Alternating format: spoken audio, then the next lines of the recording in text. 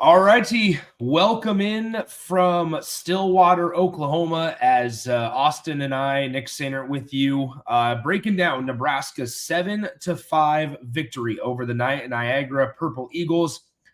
Plenty of thoughts after this one. Nebraska certainly didn't necessarily have control of this game, but once they got control, they never let it go. And that was a really good job by the Huskers today. They defeat and eliminate the Niagara Purple Eagles 7-5 earlier today. Stay alive in the Stillwater Regional for one more day as they'll await the loser of Oklahoma State and Florida. That game scheduled for first pitch at 6:06 p.m. Central Time over there at O'Brate Stadium. Austin and I will head back over there after we're done with our post-game reaction, post-game show here. But Austin, Nebraska wins 7-5, right? Gabe Swanson hits 2 more home runs, and we'll get to that in a moment and to the hitting piece of it.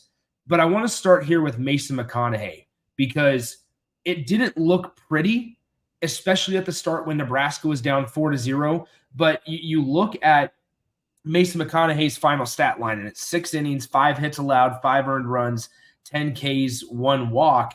And does it all under 100 pitches. We talked about it in the pregame, right? Where it was Nebraska really needs somebody to kind of continue to go the expected length. And we said that was 5, 6, maybe even 7 innings if you're lucky. He goes right in the middle with 6 innings pitched, has a really nice outing, doesn't allow too many runs within striking distance for where Nebraska was, but has 10 strikeouts as well. It was a gutsy performance by Mason McConaughey. Gave you basically an extra inning on just a handful of extra pitches compared to what Brett Sears did the night before. And it started off rough. 2 runners reach, then a hanging breaking ball deposited over the left center field fence for a home run. Nebraska's down 3-0, 5 pitches in after seeing 6 or 8 pitches in the first inning. It was all not a good start for Nebraska. And then Niagara tacks on 1 more. But McConaughey did a really good job settling down, of working his way into the game. And, of course, you don't want to give up those 4 runs early. But again, Nebraska absorbed the punch. And it took him a few innings, but the offense finally got on track. It was a big moment for Case Anderson, the 3-run home run to cut the deficit to 1. That was a big moment for him. Nebraska ties the game up not long after that. And then Nebraska did a good job of adding on. Right, we applaud big innings. You like to see the line keep moving. Nebraska missed some chances, but Nebraska scored in multiple innings. It wasn't just 1 inning or 2 innings. I think they scored in 4 or 5 different innings, and that's what you have to do. Right, is if you get back into a game, it takes so much energy sometimes to come back and get even. But getting over the hump, taking the lead is another step. Nebraska does, and then 1 pitch later, they give it up. Really just 2 big mistakes from Mason McConaughey was all that it was. But Nebraska's offense did a good job picking it up. Gabe Swanson continues to be the hero. We talked about the resiliency going into today. Nebraska showed it. They were in a bad spot, down 3-0, then down 4-0. But they found a way to get some energy, got a leadoff guy on, got a guy on after him, then Case Anderson comes through. It was a really solid response, all things considered. Well, and to that point, right, Nebraska allows 3 Niagara runs in the first on that Eric Radicek home run, the 3-run home run. He came into the game with 16 on the season. That was his 17th there earlier today. Nebraska allows 1 run in the bottom of the second. But then, as you mentioned, right, they answer with that big Case Sanderson home run in the top of the 3rd inning. They get 3 runs back, and they trail at that point 4-3. Then they're able to get 2 in the top of the 5th, 1 in the top of the 6th, 1 in the top of the 7th. And when you're in these types of games, I think it's important because to continue to tack on runs, right? We saw Florida did it yesterday to Nebraska. You can take wind out of sails if you can make a 2-run lead, and Nebraska didn't necessarily do it today, but for future, you can take the wind out of the opponent's sail if you're up 2 and you score 1 in the 7th and 1 in the 8th. It's not these big crooked numbers, but it's just consistency. And consistency is sustainable, right? And so when you looked like Nebraska's loss to Florida yesterday, that game felt a lot closer than 5-2. But when you looked up at the scoreboard, Florida added 1 in the 8th, 1 in the 9th. and you play your game a lot differently when you're trying to come from behind. If it's a 3-2 game, or last night where it was 5-2, it's a very different approach. So adding on runs, and we call them obviously insurance runs, the ability to do that consistently is going to win you a lot of these types of games. It's scoring consistently, but really just consistent pressure, right? Nebraska isn't a walk single 3-run home run sort of team. Nebraska needs traffic on the base paths, not just consistently, but constantly, to be able to manufacture runs. You think about the Overbeek triple into the Sanderson sac fly, the Stone double, and then the Rhett Stokes bunt that leads to a run. Nebraska needs runners on base to play Nebraska style of baseball. Not getting a leadoff hitter on at all against Florida hampered that to an extreme degree. But yeah, you had the Gabe Swanson solo home runs that were in a couple of those innings, but the rest of the innings were runners on base, making the pitcher pitch out of the stretch, giving him something else and somebody else to worry about on the base paths. And that's how Nebraska needs to play baseball. They need to go gap to gap. They need to drop down those bunts, when the situation calls for it. And they did a much better job of that from really the fourth inning on today. I'm going to go ahead and share my screen here, because we are only on video stream, so we don't have to worry about trying to explain it for the folks on the radio. By the way, I want to thank Mullen Motors, Blur Events, Sandhills Global for their sponsorship and support as always. But I'm going to pull up just the simple the simple box score, right? And this is Nebraska's lineup for today from their 7-5 victory. And we'll get back to the pitching. The lineup looked a little bit different today, right? We thought that maybe we wouldn't see Tyler Stone as the designated hitter. We believed, okay, Cole Evans would be that guy that kind of slid into that spot, especially with Nebraska facing a lefty. Instead, it was actually the former Oklahoma State Cowboy, Caden Brumbaugh, who got an at-bat and started the game at designated hitter. We also saw another change where they had, where was it at? Down at the bottom 3, Riley Silva moves from 8 to 9 in the lineup. Dylan Carey moves from 7 to 8. And Rhett Stokes, who's been one consistent guy this year, has moved from 9 to 7. It was interesting, the lineup construction, because with a lefty on the mound, Nebraska, if it kept Riley Silva at the 8 spot and Rhett Stokes down at 9, could have alternated left-right before a switch hitter in Overbeek, a lefty in Sanderson, then a righty in Josh Caron. So I was curious to see that being the move that was made today. Obviously, it worked out, though. Rhett Stokes had a rocket that turned into a double off of the pitcher. Curious to see what happened with Caden Brumbaugh. At least I didn't see anything about an update. He only got one at bat. Didn't look the best in it, struck out, didn't look fully comfortable. And then at that point, Tyler Stone came in for that second at bat in a pinch hit opportunity. I wonder if Brumbaugh's wrist was still bothering him, and that's the reason that we saw Tyler Stone come in. But seeing no Cole Evans 2 days in a row has me a little concerned, has me a little curious as to why that might be. Nebraska wasn't able to make up for it yesterday, but today Tyler Stone has a nice double down the right field line that leads to the go-ahead run, then the 6th run, which was good. And Dylan Carey, 2 hits, getting moved down 1 spot in the lineup. Riley Silva had a productive at-bat with the sacrifice bunt that if maybe just a couple miles per hour softer, he's able to beat out. But the bottom of the lineup really did its job in setting the table for Nebraska today, Nick. It didn't do that yesterday. Well, and one thing I will say, and not trying to rain on parades here, that's not what I'm trying to do. But one thing I will say is in the inning where, let's see, Nebraska, they left the bases loaded. I believe it was the 6th inning, if I remember correctly. They leave the bases loaded. This was the inning where Rhett Stokes ends up bunting Tyler Stone. Tyler Stone led the inning off with that double down the right field line. So Tyler Stone occupied second base with nobody out in that 6th inning. This was a spot where it was 5-5 at that moment. Like, Nebraska really could have taken over that game. It truly felt like a spot. And this is the second day in a row where Nebraska has had an instance of leaving guys on base and leaving the bases loaded. Nebraska only, and I say only because yesterday it was close to double digits. They leave 7 guys on base today against the Niagara Purple Eagles. And I go back to the sixth inning as one that you can't allow to happen tomorrow or later in this regional.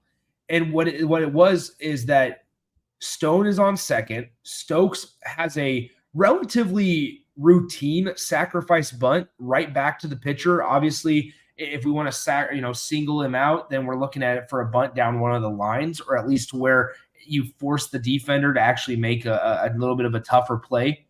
But ultimately, it was going to do its job because the pitcher turns and throws it over to first. Well, he airmails it over the first baseman's head. Stone is able to come around third easily to score. Nebraska's rally at that point wasn't over. They ended up loading the bases with, I believe, I know for a fact it was less than 2, and they didn't score another run out of it. And Austin, you and I were sitting up there in the press box going, man, you feel kind of crappy if you only get 1 out of it. Sure enough, Nebraska only got 1 run out of it. But once again, that's 4 of your 7 that you left on base there. And it feels like a missed opportunity if this game would have went differently. It absolutely would have. So the situation was the Stone double, the Stokes bunt. Carey got hit in the hand, so he takes first base. There's the balk. So those runners move up to second and third. You have 2 runners in scoring position with nobody out. Infield's drawn in. Silva smokes that ball right at the second baseman on a short hop. Stokes isn't able to get off the bag very far, so nobody scores. Then it's I'm trying to think. I think Overbeek walks to load the bait. No, Overbeek got out. Either way, whatever it was, bases were loaded. Oh, it was Sanderson. Sanderson got intentionally walked. They intentionally walked Sanderson to load the bases for Josh Karen. Yeah, so it was the strikeout by Overbeek, so unproductive plate appearance. The intentional walk then to get to Josh Karen, set up the righty-righty matchup, and then Karen struck out. Bold move to intentionally load the bases for Josh Karen. It worked out for Niagara. Not the best plate appearance from Karen, but even Overbeek, right? Put a ball in play, lift something, chop something, slash something, whatever it is. You have to find a way as the leadoff hitter without a lot of power to not get out over your skis. You have to find a way to put a ball in play, force Niagara to make a play. You saw Nebraska put the contact play on. It didn't work out as Stokes was thrown out at the plate at a different point in the game. But make Niagara do it again. That was a good response by Nebraska because that came right after McConaughey allowed the solo shot to lead off the 5th inning, the very first pitch of it. So just like with Florida, it was good to see Nebraska respond, get a run back, get back even, but it was also such a big missed opportunity because you had second and third with nobody out, and those guys didn't move.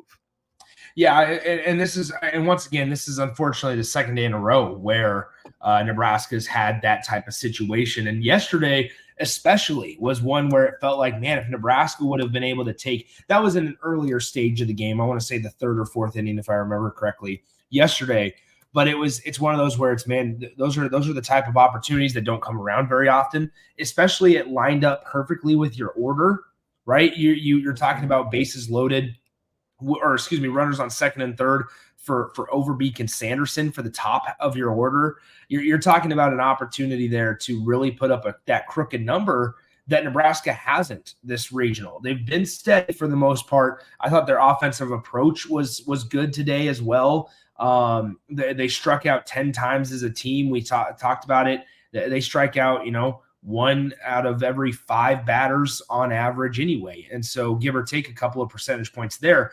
What I want to say with Nebraska's batting tomorrow, right, is this is where the regional tournament piece comes into play. Oklahoma State or whoever is 2-0 has a chance to have a kind of the upper hand in the pitching department, where if Nebraska plays Florida, not only do you kind of have a scout on the Florida Gators already, but you also hope that Oklahoma State and Florida tonight is a long, drawn-out, high-scoring affair, which it has a very good chance to be, in order so that whoever wins or loses has to expend pitchers, and you hope that your opponent comes into tomorrow's game just a little thinner in the pitching department than you are. It was pretty incredible that Nebraska got through the first 2 games of this regional by only using 2 pitchers per game. To have Drew Christo come in relief of Brett Sears and close it out, The last 3 innings of that one was huge. And then let's tip the cap to Jalen Worthley, right? McConaughey battled, got you through 6, and Jalen Worthley was nails. It had been a while since he pitched his first appearance on the NCAA tournament stage. And to end the game, he got one of the best hitters in the regional flailing a couple times. Jalen Worthley was absolutely electric. That's a great sign for him, a great sign for the program. And it sets up really well for the regional. Pretty much everyone is available moving forward. You can mix and match. You can be creative. If you need to go get a guy earlier than you might like, you wouldn't want to, but you feel okay to do it because Casey Dice also hasn't thrown in a while. He got his bullpen in today, essentially. He was getting hot in the 8th and 9th innings there with Worthley on the mound. But for having lost the first game in the way they did, Nebraska's in a pretty good spot as we talk about the pitching for both the rotation and the bullpen. Well, and that's the thing, right? And as you can see, sorry to go back and forth, but as you can see, the pitching stats right down here, 6 innings for McConaughey. It's also on the ticker on the bottom of everybody's screen. 6 innings for McConaughey, 5 earned runs, 1 walk, 10 Ks, faced 28 guys. He did hit a couple of Purple Eagle batters, but still under 100 pitches. It was not pretty as we opened up the show, not pretty, but also Nebraska – is probably going to have to win games in this regional, ugly, if you will. But to your point, Jalen Worthley came in, got the save, 3 innings in relief, 2 hits allowed, 2 strikeouts rather, and in just 32 pitches. I think that I wouldn't have been surprised to see Casey Dice come in that 9th inning, right? But also the fact that Nebraska was able to retain and refrain, I guess, from bringing him in, that tells me a lot about this coaching staff, is they felt comfortable in bringing and allowing Jalen Worthley to continue in this game. And that is something where, once again, we go back to the managing piece of it, understanding when it's time to pull the leash and time to let out a little more slack. There were some barrels on Jalen Worthley, right? And maybe in a tie ball game or a 6-5 ball game, it might be a different story. But for the most part, there were a couple fly balls that reached the warning track. That's going to happen at O'Brate Stadium. It felt like Jalen did a really good job of managing the tempo of the game. He would throw a pitch, get right back on the rubber. Throw a pitch, get right back on the rubber. And that's the difference. We saw it yesterday with Florida once Drew Christo came into the game. Christo was working in that up-tempo pace. Florida called a timeout at the batter's box. We didn't see that once from Niagara today. Jalen Worthley came in, slammed the door shut, gave Nebraska exactly what they needed. And if you would have told, I think, Austin, I don't want to speak for you, but if you would have told me at earlier this week that, hey, guess what? Through 2 games, Nebraska's going to use 2 pitchers, and they're gonna have a pretty good feeling on their bullpen availability going into Sunday, I would have said Nebraska must be 2-0. I would have to agree. And Nebraska has had plenty of opportunities to be 2-0. They're 1-1 right now, but with what Sears gave you, Christo, just the 1, maybe 2 mistakes, Nebraska's in a really good spot pitching-wise. I love how Nebraska handled Jalen Worthy. I love how he handled the moment. To me, Nick, I'm not just saying this because we're talking about him. I'm going to say this with my chest out. Jalen Worthy has looked the best of any of the pitchers Nebraska's thrown out there this weekend. He was in control. He had his fastball. He had his off-speed working. The first inning he came in, 8 pitches, 1, 2, 3, couple ground outs and a pop out. Next inning, it's a 2-out double. And that's it. He works around it, no harm, no foul. And then a single down the right field line with 2 outs again, right? If we're going to knock Nebraska's offense for not getting guys on until there are 2 outs, we have to credit Jalen Worthy especially for not letting Niagara in all 3 innings get a base runner until there were 2 outs. It's pretty simple for him to work around as a lefty. That was a great sign for the future that you stretched him out for 3 innings. Everyone in that lineup got to look at him, and really no one except, one guy handled him. That was awesome to see. Well, and we talked about it as we were pulling out of the stadium today about how he didn't let either the moment get too big, but also his emotions get the best of him. We talked about it to where he was showing emotion. He was slapping his chest. He was kind of walking off the mound. But then it was, okay, back to work, right? We can sometimes see that out of guys, especially once like College World Series comes around, of letting the moment get too big, allowing your emotions to take over, and it ends up hurting you.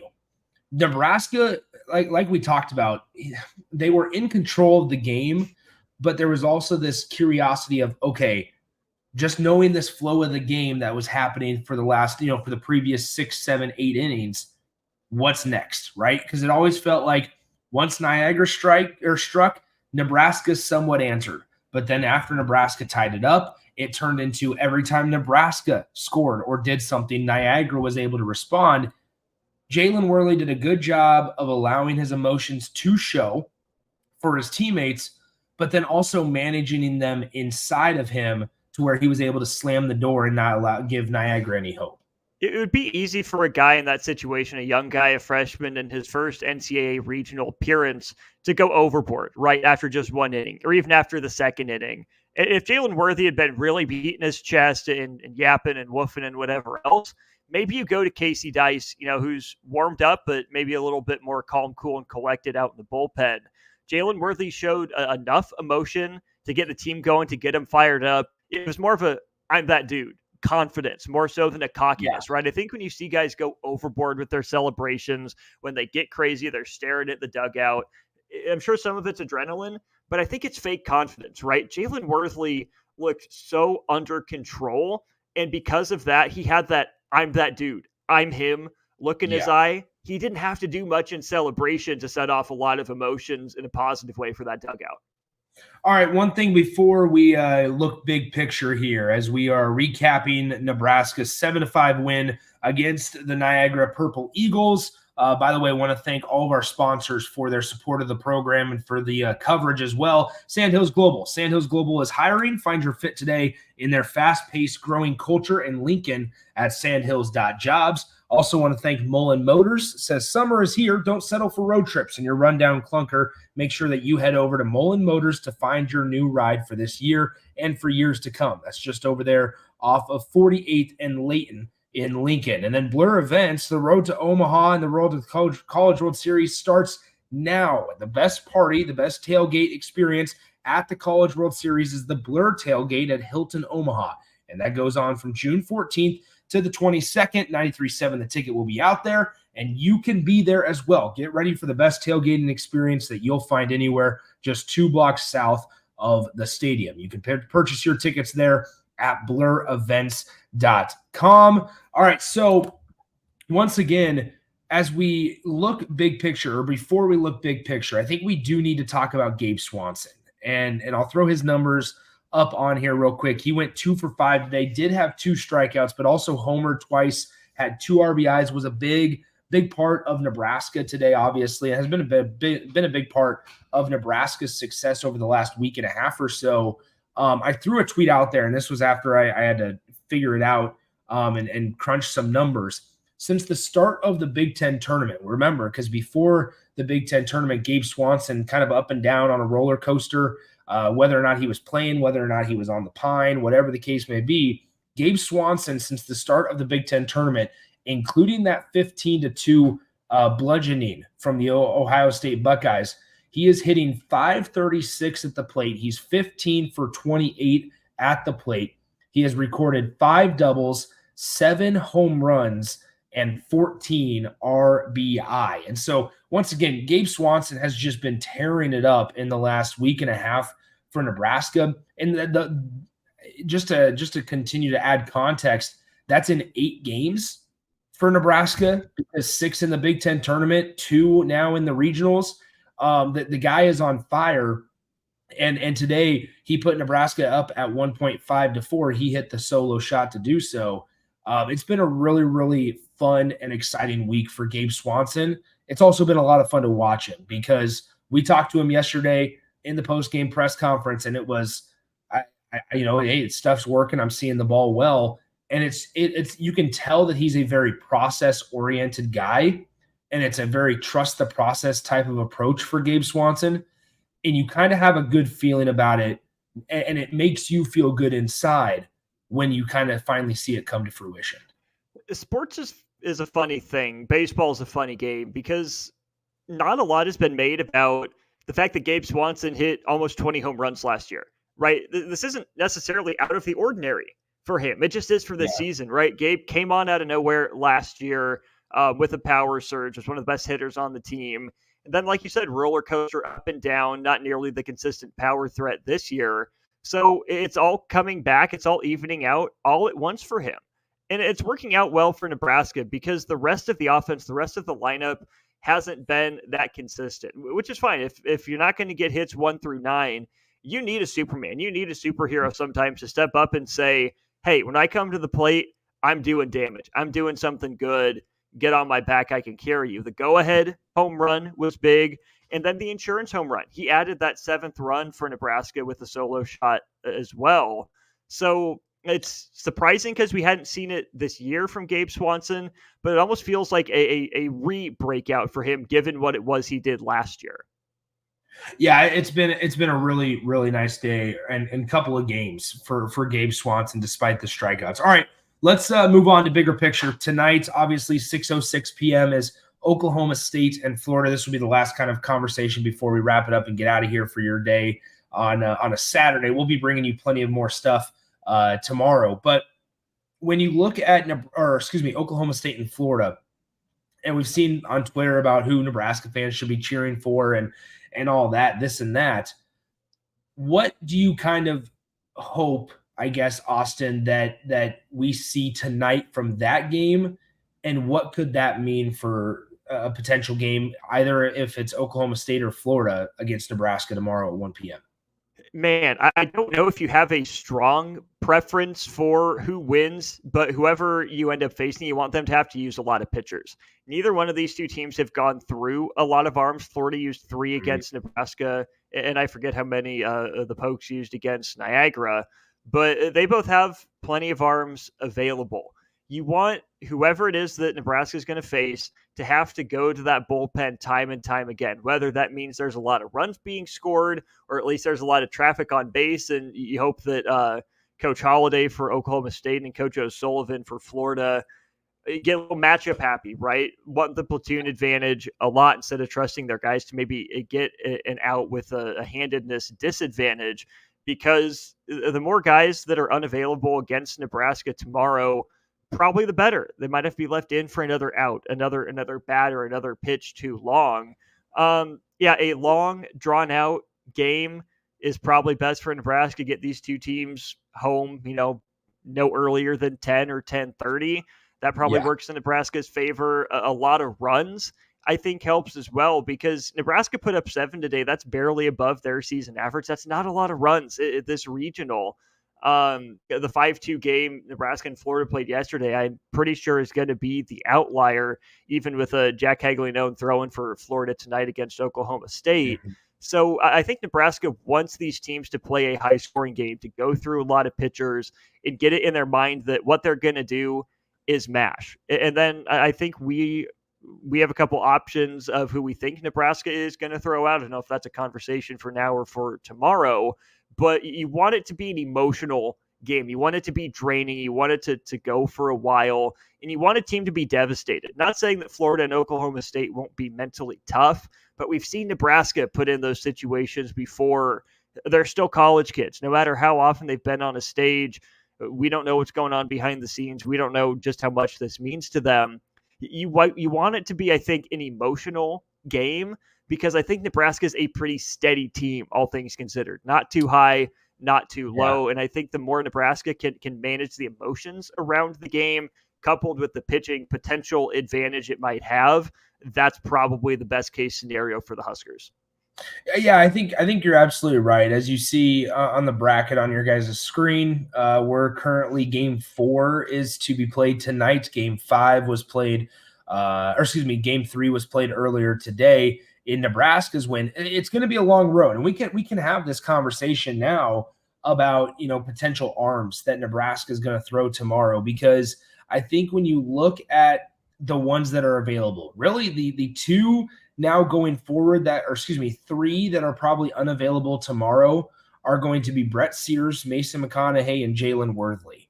Drew Christo threw less than 50 pitches on day one on Friday. I think that in a dire situation, he could be available tomorrow. I think Jalen Worthley threw 32 today. And so, I mean, once again, in a dire situation, he could be available, I suppose.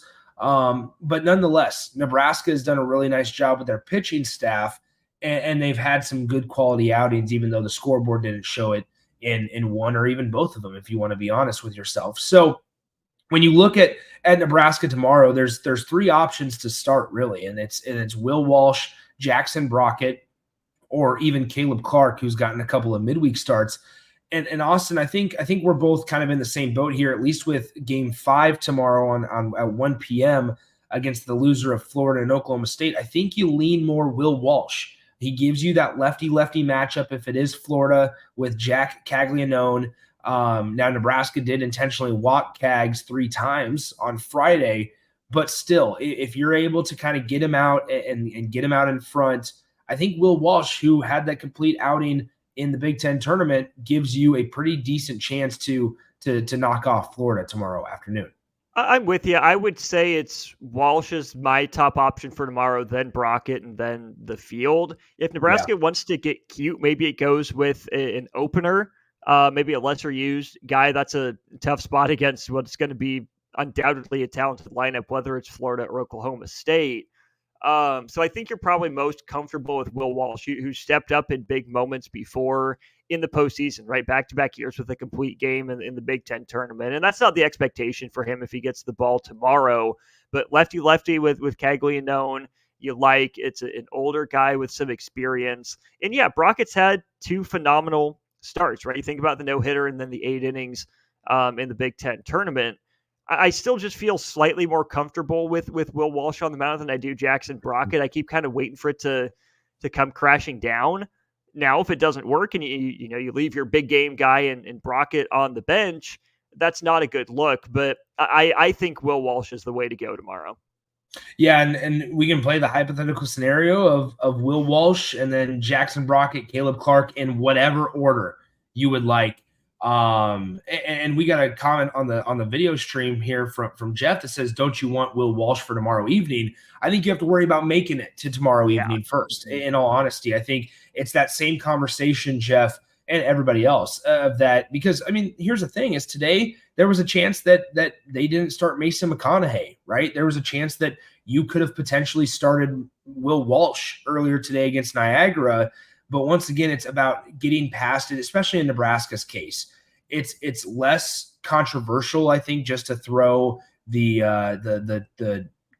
unanimous selection of, all right, we're going to start ace on Friday, throw our number 2 guy on the next day, and you just got to figure out, especially in Nebraska's case, it's win or go home from here on out.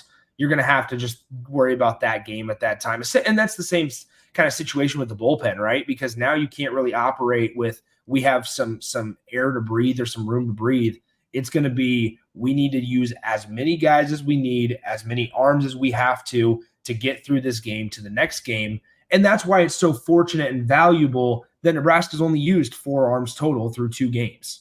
It absolutely is. And Nebraska isn't so good as to being able to paper over and assume a next game. Nebraska, of the 3 teams left in this regional, has to go game to game the most. Nebraska can take the least for granted among this group. So yes, ideally, I think you would throw Will Walsh with a chance to send a team home tomorrow. But at the same time, well, I guess you would send a team home and then get a first crack at someone. But I still think you have to. You can't assume that you win the first one. You have to put all your eggs in the basket of winning the first one. And then throughout the game, if you're ahead by 3, 4, 5 runs, whatever, you manage it one way. If you're down 3, 4, 5 runs, you manage it another. But it's an offensive regional, right? So yes, pitching controls the game. I get it.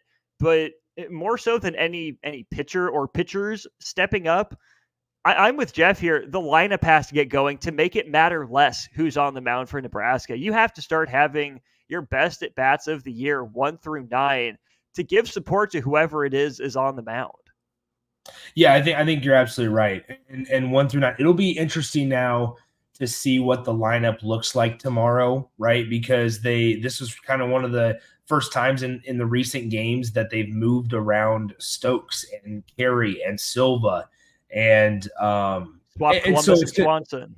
Yeah, they flipped Columbus, they flipped Lumbo and Swanson. So it's going to be interesting now going forward, especially tomorrow at the 1 p.m. game when it is once again win or go home, and you're going to probably be facing a much better team than Niagara was today. That Nebraska, what's their approach, right? What's their style of lineup, right? Do we see maybe Swanson continue to move up or Karen move down, right? Karen has taken a step back this week. We haven't seen Lumbo really get a good swing on the ball. There was one where he hit it to the warning track, but in foul territory, and it was caught. But once again, we're talking about 1 and 8 at bats. And right now it is about who gives you the best chance to win. Tyler Stone has struggled immensely over these last couple of games. He's in quite a bit of a slump. Riley Silva, what can he truly give you? We saw his best swing in the last couple of weeks just today on a really hard line drive ground ball type of area. But so we'll see what happens. I think Nebraska has a chance to kind of surprise some folks if they get number one, obviously the pitching, throws strikes and just continues to shove, but also if the guys in that 6, 7, 8, 9 type of area that includes Dylan Carey, whoever the DH is, right? Whether it's Cole Evans, whether it's Tyler Stone, whether it's Ty Stone or even Brumbaugh, Dylan Carey, Rhett Stokes continuously, and then also Riley Silva. How do those guys help the top three of Sanderson, Swanson, and I'd even throw Karen in there as well? I think you have to. He's still one of the best hitters on the team, and it makes you a little concerned that he hasn't gotten going through 2 games. But at the same time, maybe he's due, right? Maybe he just had to step back for a couple games after the heater he was on in the Big Ten tournament. I'm holding my breath that he's due, that he's going to have a big game here and really come through for Nebraska in a key spot. If the bottom of the lineup comes through, the top has to maximize it, right? 1 run, maybe even a 2-run inning is okay, but you probably won't get as many opportunities tomorrow and moving forward if Nebraska makes it as you did today. When you have a chance, when you have a pitcher on the ropes, you have to deliver that knockout blow, maybe one pitch, one batter, one punch to continue the metaphor sooner than the other dugout is expecting it. Because if you let them go to a hard throwing reliever that's fresh, it might not work out as well as a starter who's on his 75th, 80th pitch, or a reliever that isn't comfortable with runners on base. The top of the lineup has to come through, and it's probably going to be by looking to do damage early in counts if the bottom of the lineup sets the table. That was one thing, and not to go down another tangent rabbit hole here. That was another thing that I thought Nebraska could have done better in a couple of the innings early on in the game. This was a Niagara team that threw as a team over 235 pitches yesterday, just the night before against Oklahoma State. I didn't feel like Nebraska did a really good job. There's a difference between, once again, being aggressive that Nebraska needs to do, but then also being disciplined. And I felt like Nebraska could have been a little more disciplined at the start. Maybe I liked Overbeek's approach at the start, trying to get on the first pitch of the game. But once again, you looked up, and at that point, after 1 inning of play, Nebraska at that point was down 3-0, and they had only forced the Niagara pitcher, the Niagara starter, to throw 8 pitches through 1 inning of work. It's those types of things. There's a difference between being aggressive. Will Bolt talked about it before the Florida game. I think that even serves even more of a purpose now as you look forward and get deeper in this regional, especially if tonight's game between Oklahoma State and Florida, which, yes, is something Nebraska can't control, what happens there. But if there's pitchers that are strained or that are having to go longer than maybe they're more comfortable or accustomed to, well, then, yeah, tomorrow it's going to be just as important, if not more important, to get to the bullpens early for whoever team Nebraska is facing off against. So, once again, there's certainly things that Nebraska can work on. There's certainly things that other teams will try to take away from Nebraska. But yeah, Austin, I think you hit it on the head. If that bottom of the lineup performs and comes through, that top half that does have the big swingers, the more successful, consistently guys, well, then they need to come through as well, because there was that one inning today in the 6th where they did not. So once again, Nick Sainert, Austin Norman, taking you through everything going on down here in Stillwater, Oklahoma. It's been a good trip so far. We're going to head out to the ballpark once again, make our way back to O'Brate Stadium for Florida and Oklahoma State. That one scheduled for a 6:06 p.m. first pitch. Appreciate everybody joining us on Facebook, YouTube, Twitter, Allo Channel 961. While the Royals are on our FM, we were able to break it down and talk about a little Husker baseball on the video stream. And so once again, we want to thank our sponsors, Mullen Motors, Blur Events, and Sandhills Global. And also, in addition to those guys, want to thank everybody else that provides the coverage from Stillwater, the Nebraska Corn Board, which are enhancing demand, adding value, ensuring sustainability. You can learn more about the Nebraska Corn Board at nebraskacorn.gov. Also, members-owned credit union, invest with your nest, soar toward the future with a home equity line of credit, and also learn about their certificate special. Learn more at memberzonecu.org. And then in addition to those, Allo Fiber, Landmark Implement, and Select Plumbing. We're going to get out of here and make our way back to O'Brate Stadium. Appreciate everybody joining us, stopping on by. Make sure you continue to follow us on Twitter, on X, Nick_Sainert, at Austin_Orman.